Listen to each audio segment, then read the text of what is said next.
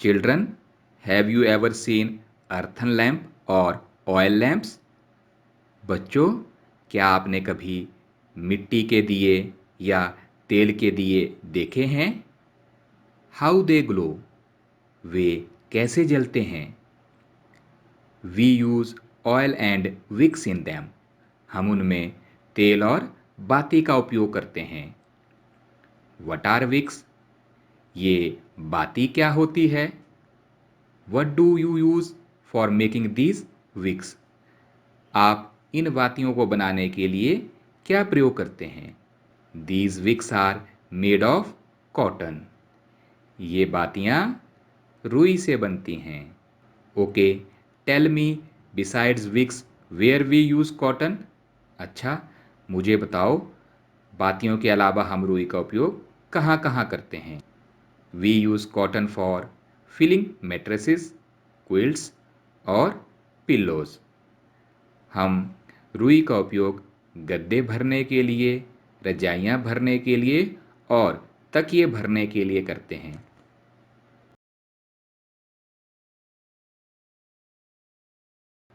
Take some cotton wool and pull it apart and look at its edges, थोड़ी सी रुई लें और इसे खींचकर अलग कर लें, इसके किनारों को ध्यान से देखें।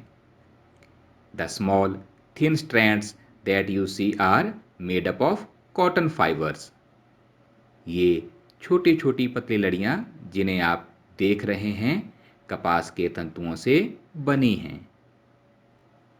Now let us know from where this cotton wool come, आइए जानते हैं ये रुई कहाँ से आती है। It is grown in fields, इसे हम खेतों में उगाते हैं। Cotton plants are usually grown at places having black soil and warm climate, कपास के पौधे सामान्यतः ऐसे स्थानों पर उगाए जाते हैं जहां काली मिट्टी हो और उष्ण यानी गर्म जलवायु हो। राज्यों के नाम जहां हम कपास उगाते हैं, the fruits of the cotton plant और cotton balls are about the size of a lemon, कपास के पौधे का फल जिसे हम कपास गोलक कहते हैं वह लगभग नींबू के आकार का होता है। After maturing the balls burst open and the seeds covered with cotton fibres can be seen, इसके पकने पर बीज टूटकर खुल जाते हैं और कपास तंतुओं से ढके बिनौले यानी कपास बीज को देखा जा सकता है। This is a cotton field, it looks like a field covered with snow, ये कपास का खेत है और ऐसा लग रहा है जैसे इसमें बर्फ पड़ गई हो। ये हमारे पास कपास का पौधा है। जब ये पूरी तरह परिपक्व हो जाता है तो उसमें बीज या फल लगना शुरू होते हैं।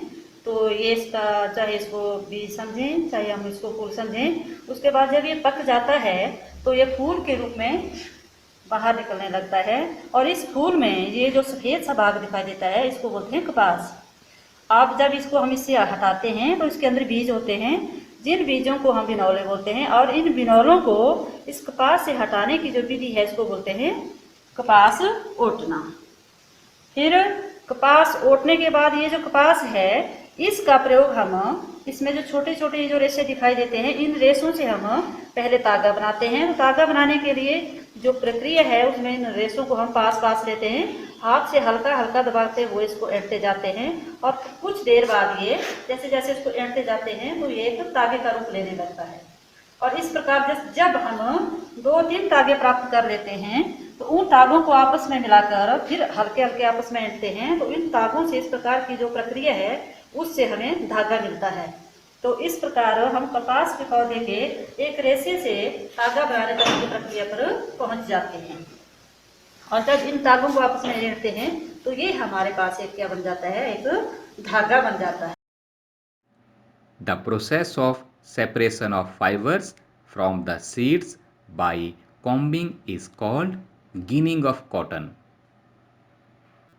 कपास से बीजों को कंकतन द्वारा अलग करने की प्रक्रिया को हम कपास ओटना कहते हैं।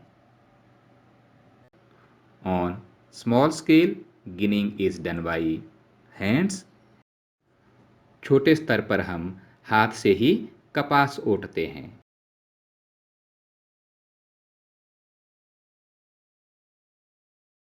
At large scale, nowadays ginning is done by machines.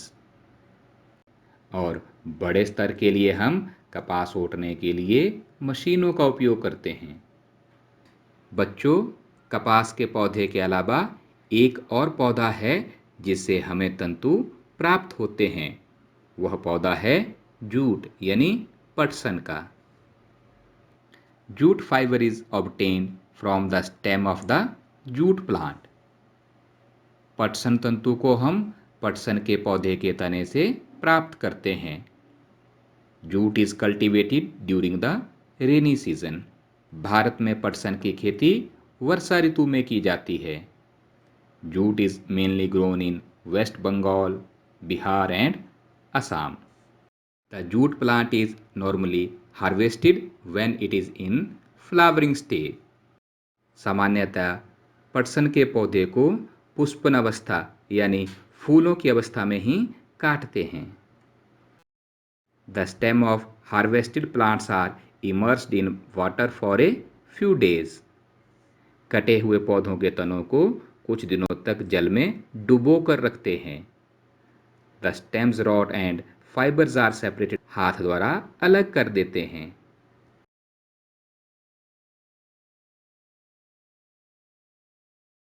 ये हमारे पास का पौधा है।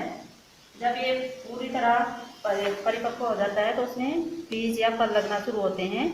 तो ये इसका चाहे इसको बीज समझें चाहे हम इसको फूल समझें, उसके बाद जब ये पक जाता है तो ये फूल के रूप में बाहर निकलने लगता है।